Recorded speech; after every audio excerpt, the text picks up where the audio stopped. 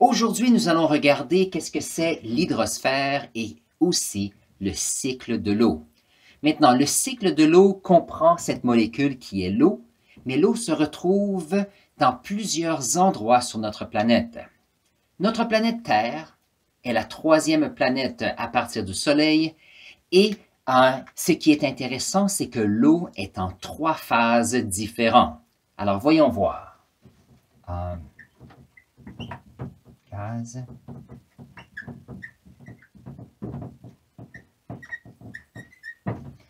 Alors, les 3 phases de l'eau sont en gaz, liquide ou solide. Maintenant, regardons où est-ce qu'on peut trouver ceci. Premièrement, l'eau solide se retrouve sous forme de glace et ceux-ci, on peut les trouver ici, dans le haut des montagnes. On peut les trouver au pôle nord et au pôle sud de notre petite planète.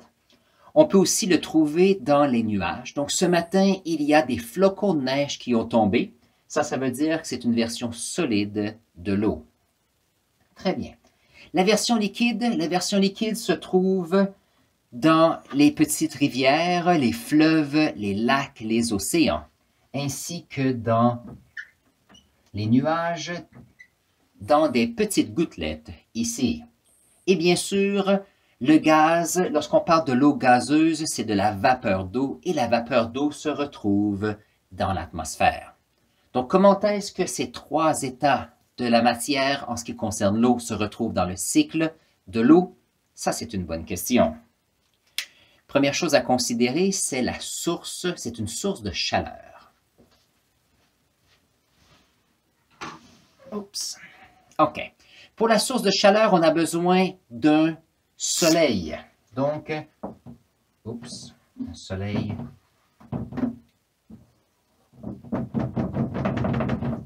Alors, si on a un soleil qui donne de la chaleur, ici, ce qu'il va y avoir, il y aura de l'évaporation. Comme ceci. Il y aura de l'évaporation des corps d'eau ici. Il y aura de la sublimation, donc de la glace qui va aller en vapeur directement. Et qu'est-ce qui va arriver? C'est que cette vapeur d'eau va monter dans notre atmosphère. Donc, on a ici de l'évaporation. Très bien. Autre chose ici, on a la sublimation. Ça, c'est lorsque un solide va en gaz. Maintenant, ce qui est intéressant, c'est que cette évaporation va monter ici et on se retrouve avec de la condensation. La condensation, qu'est-ce que c'est? C'est lorsque la vapeur d'eau ici monte en hauteur, la température diminue, ces molécules d'eau gazeuse vont refroidir et vont commencer à former des petites gouttelettes. Et donc, on a la formation de nuages lorsqu'on est en haute atmosphère. Suite à ceci, on se retrouve avec le vent. Le vent peut envoyer d'une direction ou d'une autre ces nuages. Et éventuellement, on a ce qu'on appelle des précipitations. Donc ici,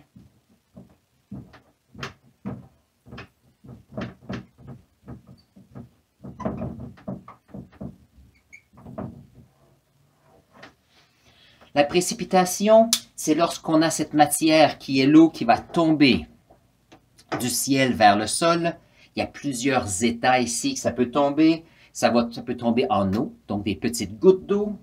Voyons voir ici. On peut avoir des gouttes. Autre chose, il peut y avoir aussi des flocons de neige. Et il peut y avoir aussi des petits morceaux de glace, on appelle ça souvent le grisé, mais il y a plusieurs façons que cette eau solide va tomber. Et ça nous permet de pouvoir regarder notre cycle de l'eau. Donc ici, j'ai mis plusieurs mots de vocabulaire, mais les 4 parties les plus importantes du cycle de l'eau, c'est le soleil, qui est notre source de chaleur. Il y a l'évaporation, qui permet de pouvoir avoir de l'eau liquide qui va monter vers le haut. Il y a la condensation où cette vapeur va devenir liquide et il y aura précipitation lorsque l'eau revient vers le sol.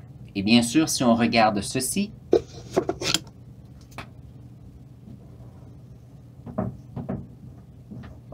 c'est un grand cycle et c'est pour ça qu'on appelle ceci le cycle de l'eau. Alors sur ce, j'espère que ceci a aidé plusieurs personnes. Si vous avez des questions, mettez des commentaires en bas. Sinon, je vous souhaite une excellente journée et prenez quelques instants pour aller voir une autre vidéo sur les écosystèmes et notre petite planète ici.